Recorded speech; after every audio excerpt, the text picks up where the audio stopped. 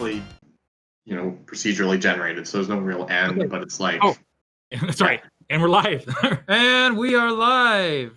Hello, welcome. Coming at you from Quicksilver Software. This is the Student Games Showcase of the Student Games Festival.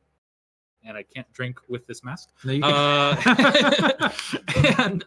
And we're playing Slug of Infinite Hunger from who's our guest again? Go ahead and introduce yourself. Daniel Edwards from Pomona. Introduce yourself. I'm a CS major. I'm working towards getting a bachelor's in computer science, and this is just a small project I made for a game jam.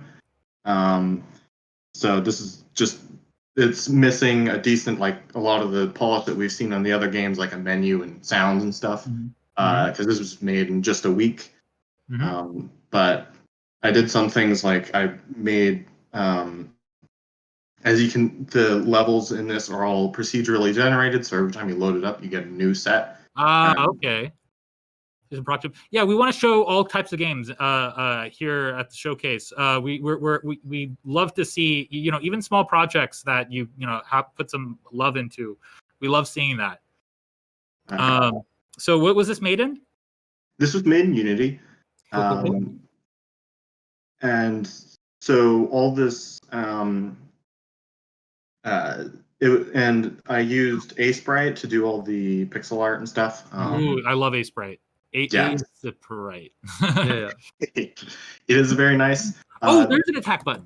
Oh, yeah, you can attack. Yeah, either left control, and I think the mouse button works too. You will want to keep in mind your hunger/health is always draining. Is there an incentive to killing enemies?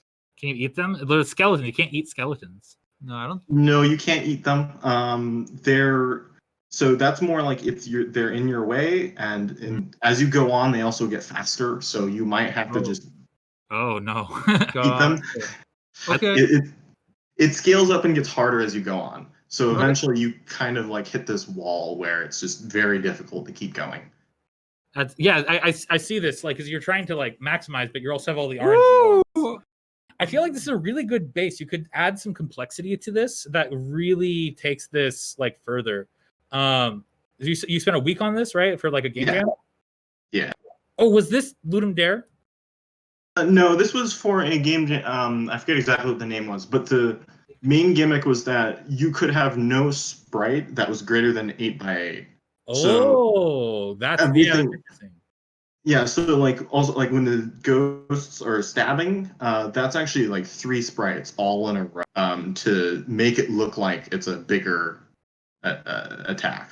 Oh, I see. I like that. You really worked within the bounds. I like the way you worked with it. No. Yes. Oh no. Level 3. You could. It'd be really interesting if something else up to the ante each stage. I know it really gets really hard, but maybe I don't know. I feel like you should be getting bigger or something. Yeah, well, actually, one thing that originally was the hope was to have it, because actually the game is set up so that you could control the enemies. So I could really easily just drop in a component on the enemies that would make it so you'd move them. So the idea was that you could take over enemies, and so you'd introduce more, and you could take their bodies and sort of gain new powers, but maybe some of them are slower and things like that. Gotcha. So that it just took a change of direction, and this is what you got. Got it. Yeah. Fearcoon and Twitch says nice 4-directional animation. I like do the attack in all 4 degrees. Oh, you're in a rush, aren't you? You need to get away. So the main point of feedback that I have for this game is I want to have the tension of should I attack, should I not? And right now, my decision always is just to run around, which can be fun to just dodge around the enemies.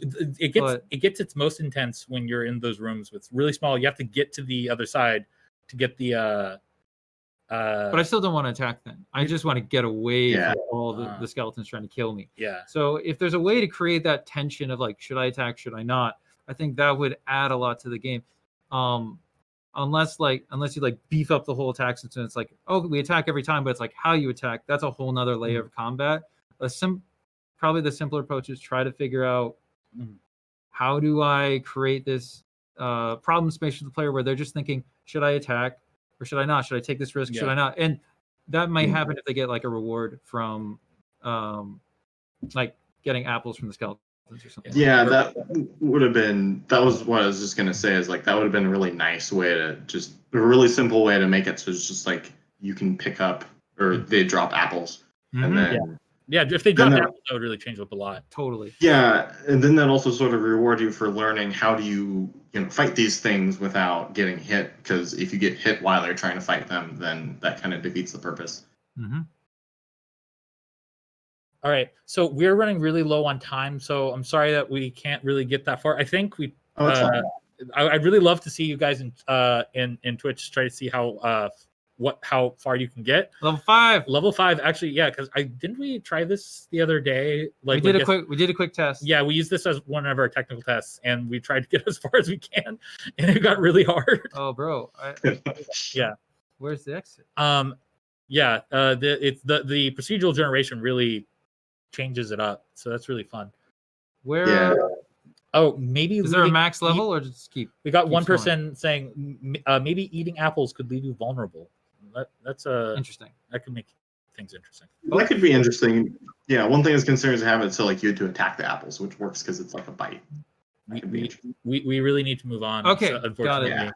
So thank you very much for coming. And level 6. Level 6. That's right. Beat that, everybody. That's a game by Daniel Edwards from Cal Poly Pomona, and it is called. What is it called, Daniel?